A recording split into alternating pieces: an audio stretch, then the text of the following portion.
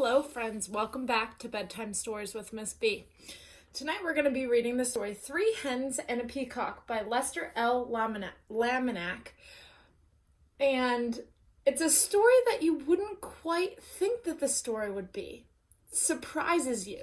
So before we start reading, grab a comfy spot, grab one of your grown-ups, grab a sister, a brother, a family pet, get comfortable, and let's start reading.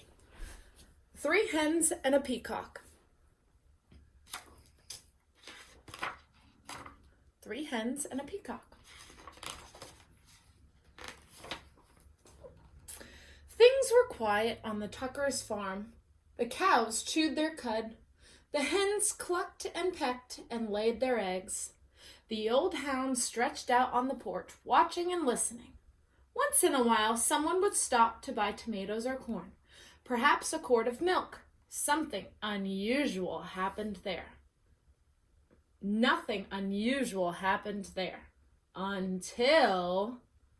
So what do you think we call this type of stand in front of maybe a farm where they sell their produce and some of the other items that might be made on a farm? Does anyone remember? It's called a farm stand. Sometimes there are people standing there, and sometimes you just put money in a container and take what you want for the price that it's for. So there's right out in front of the farm stand, something happened. That peacock showed up. The cows and the hens and the old hound kept right on doing what they'd always done. But that peacock had never lived on a farm.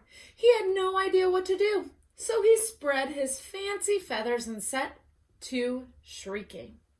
Shrieking is a just very loud yell, a high-pitched yell like, ee! Well, do you want to be listening to that all day? I definitely wouldn't want to be. Eventually, the peacock wandered down to the road. When cars whizzed by, he shook his feathers and cried out in his loudest voice. Of course, folks stopped for a closer look.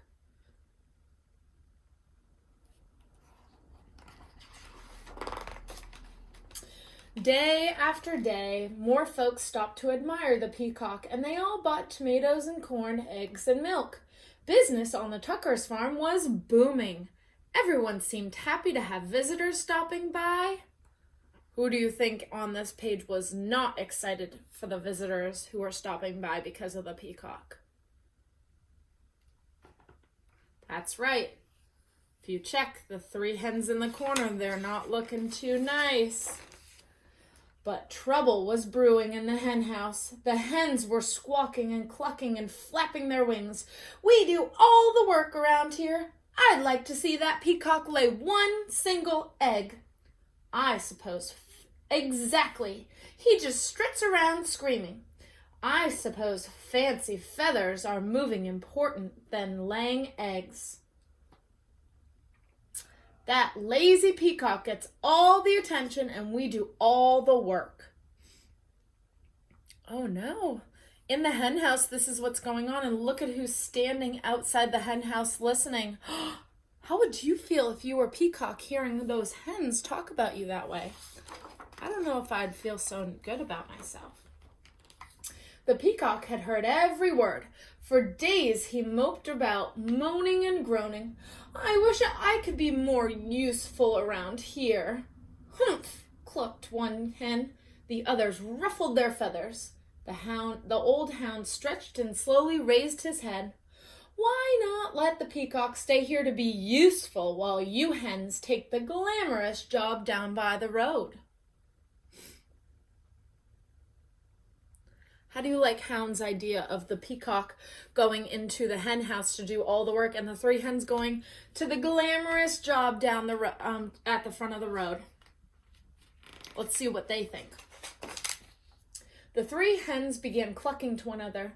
What a wonderful plan! Yes, that's a fabulous idea. Oh, ladies, we simply must fancy up our feathers tonight, and nothing but our brightest beads, bangles, and bows. We'll stop traffic for sure. Why, you girls know I can strut with the best of them. The peacock perked up. "Let's do it," he declared. "Tomorrow I'll stay here, sit on a nest, and cluck. And we'll get all gussied up," said the hens. "We'll be so glamorous."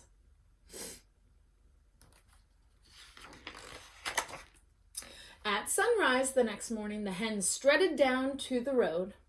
The peacock marched right to the hen house and poked his head inside. Look at them all dressed up with their nice jewelry and bows on. Oh man, let's see what happens.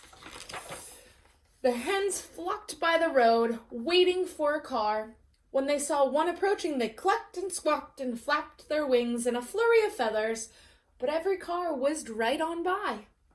The peacock sucked in his tummy and wiggled from the left to the right, trying to squeeze through the tiny hen house door. His front half was in, his back half was out.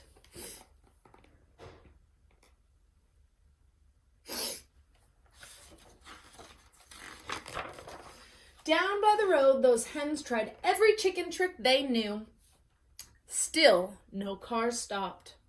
Finally, the peacock made it into the hen house. Phew! He held his breath and pushed with all his might, but no matter how hard he tried, he could not lay a single egg. Not one. Look at them. They're doing a pyramid of hens. Oh, man. Poor peacock.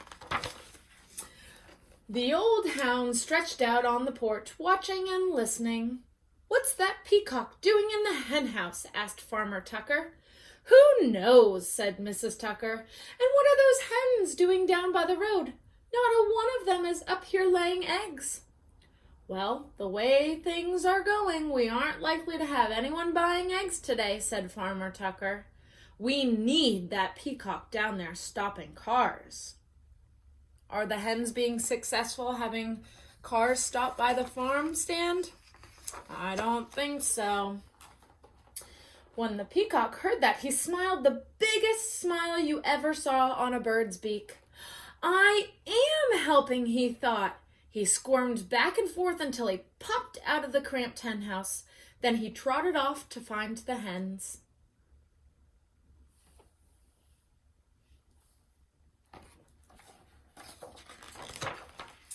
The exhausted hens were all clucked out.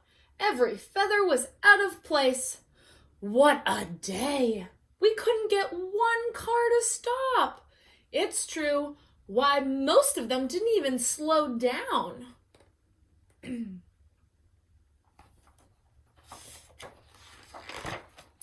The peacock met the hens as they trudged up the road. "I can tell you I'm no good at laying eggs," he said. "I'm just not meant for it."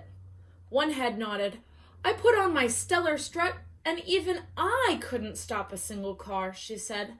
"I have to hand it to you, Fancy Feathers. Your job is harder than it looks." The other hens agreed. The peacock looked relieved.